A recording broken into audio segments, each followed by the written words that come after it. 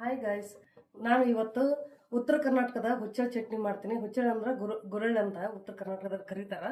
ಆ ಚಟ್ನಿ ಹೆಂಗೆ ಮಾಡೋದಂತ ತೋರಿಸ್ತೀನಿ. ನಾನು ಒಂದು ಕಪ್ನಷ್ಟು ಗುರಳ್ಳಿ ತೊಗೊಂಡಿದ್ದೀನಿ. ನಾನು ಅವನ್ನ ಹುರಿಬೇಕು ಫಸ್ಟ್ಗೆ.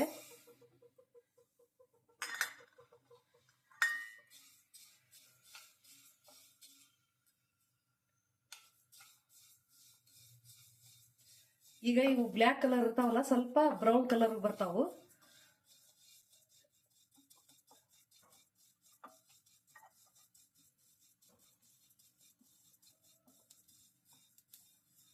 ಇವು ಹುರಿಯಕತ್ರ ಚಟಪಟ ಅಂತ ಸಿಡಿತಾವು. ಅವಾಗ ಆಗಿದೆ ಅಂತ ಅರ್ಥ.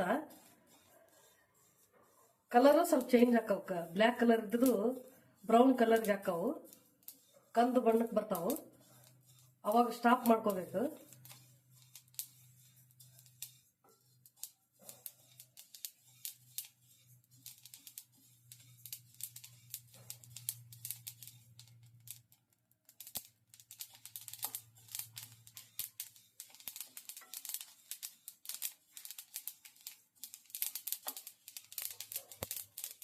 ನೋಡಿ, ಹುರಿಯಕತ್ರ ಈ ರೀತಿ ಚಟಪಟ ಅಂತಾವು.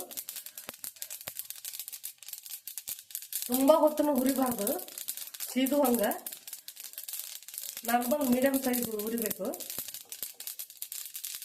ಇವಾಗ ಇದು ಆಗಿದೆ ಹುರಿದಿದ್ದು. ಗ್ಯಾಸ್ ಆಫ್ ಮಾಡ್ಕೊಡೋಣ. ಒಂದು ತಟ್ಟೆಲಿ ತಕೊಂಡ್ರೆ ಬೇಗ ತಣ್ಣಗಾಕವು.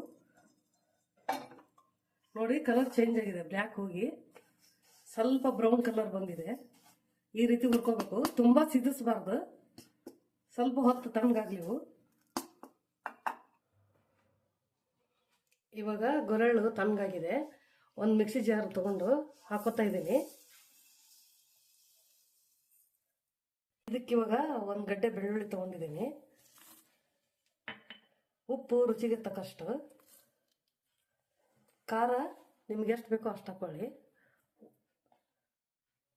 ನಾವೊಂದು ಟೇಬಲ್ ಸ್ಪೂನಲ್ಲಿ ಒಂದು 3-4 ಸ್ಪೂನ್ ಹಾಕ್ತೀನಿ. ನೀವು ಖಾರ ಕಡಿಮೆ ಬೇಕಾದ್ರೆ ಕಡಿಮೆ ಹಾಕೊಳ್ಳಿ. ಇವಾಗ ಎಲ್ಲ ರುಬ್ಕೊಳ್ಳೋಣ.